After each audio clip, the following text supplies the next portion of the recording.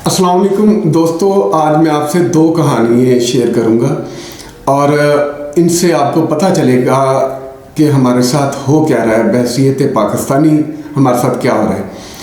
अच्छा, पहली कहानी तो एक तोते और तोती की कहानी है। ये फ़र्ज़ी कहानी है लेकिन इसमें भी एक सबक है, और दूसरी कहानी हकीकी कहानी है। अच्छा, अब पहली कहानी की तरफ जाने से पहले मैं आपसे रिक्वेस्ट करूंगा, जैसे कि पहले भी हमेशा करता हूं, कि हमारे चैनल को सब्सक्राइब करें, लाइक करें, शेयर करें, और हमारी जो बातें होती हैं, जो स्टोरीज़ होती हैं, इन पे अपने कमेंट्स ज़रूर दें ताकि हमें पता चल सके कि आप हमें किस कदर पसंद कर रहे हैं, ताकि हम उस हवाले से अपने आप को बेहतर कर सकें। अच्छा, अब आते हैं पहली कहानी की तरफ। तो एक तोता और तोती सफ़र कर रहे थे, तो उन्होंने रास्ते में एक उजड़ी बियाबान बस्ती देखी। तो तोती कहने लगी कि ज़रूर यहाँ पे उल्लू का बसेरा है, क्योंकि उल्लू मनूस जानवर है, उसकी वजह से बस्तियाँ उजड़ जाती हैं। अच्छा, अब वो बात कर रहे थे, टहनी पे बैठे हुए यही बात कर रहे थे, क्योंकि वो रेस्ट कर रहे होंगे उस वक्त। तो वो ये बात कर रहे थे, साथ ही कहीं एक उल्लू बैठा उनकी ये बातें सुन रहा था। खैर, उल्लू उनके पास आया और कहने लगा कि जी, मुझे लग रहा है कि आप मुसाफिर हैं, तो मेरी ख्वाहिश है कि आप आज मुझे मेहमान नवाजी का मौका दें। तो उन्होंने कहा जी कि नहीं, हमारी मंजिल दूर है, हमने जाना है, तो फिर कभी सही। तो उल्लू ने इसरार किया। उन्होंने कहा जी कि पता नहीं मुझे दोबारा ज़िंदगी में मौका मिले या ना मिले आपकी खिदमत का, तो मैं चाहता हूँ कि आज आपकी मैं खिदमत करूँ, तो आप प्लीज़ मुझे मौका दें।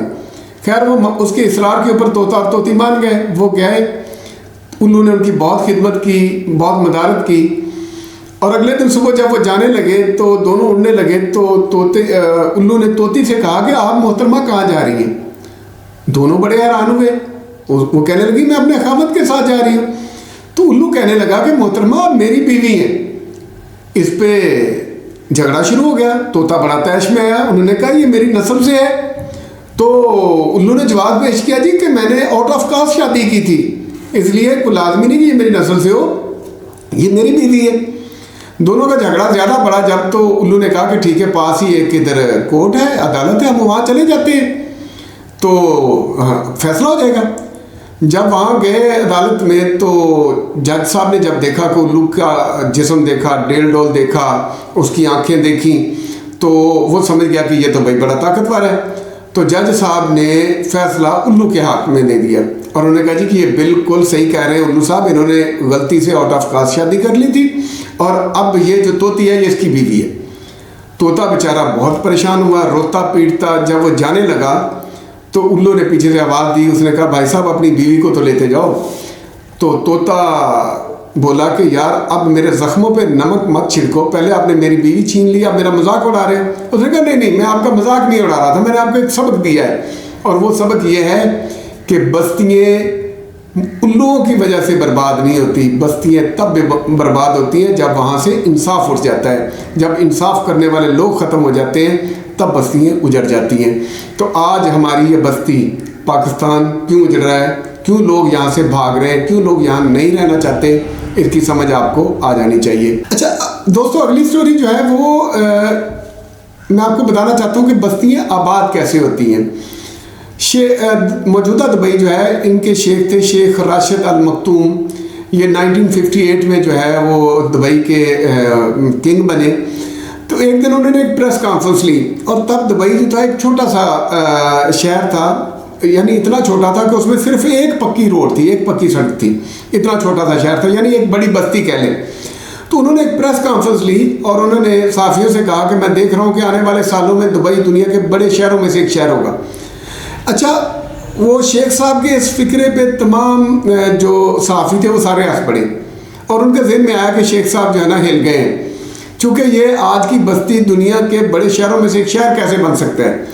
एक सहाफ़ी ने पूछा कि शेख साहब, किस बेस पे आप ये बात कह रहे हैं? शेख साहब ने कहा कि मैं कल अपनी सिस्टर को, अपनी बहन को मिलने गया, तो मैंने अपनी गाड़ी खड़ी की, पार्किंग की, और सिस्टर को मिलने चला गया।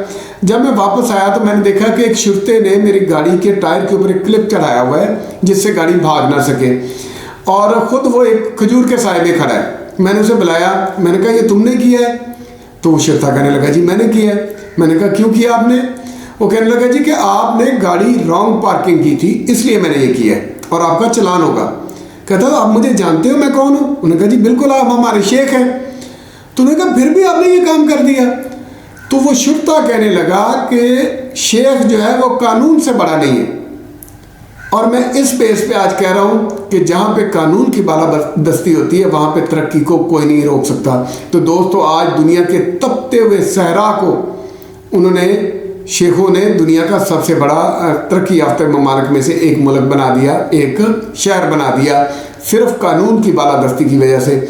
आज भी वहाँ पे इतना टेम्परेचर होता है कि इंसान बाहर नहीं निकल सकता, उस गर्मी में काम नहीं कर सकता। लेकिन दुनिया की सबसे ज़्यादा तरक्की करने वाली मईशतों में से एक मईशत दुबई की है। तो जहाँ भी कानून की बालादस्ती होती है वहाँ पे तरक्की भी होती है, वहाँ पे सुकून भी होता है और अमन भी होता है।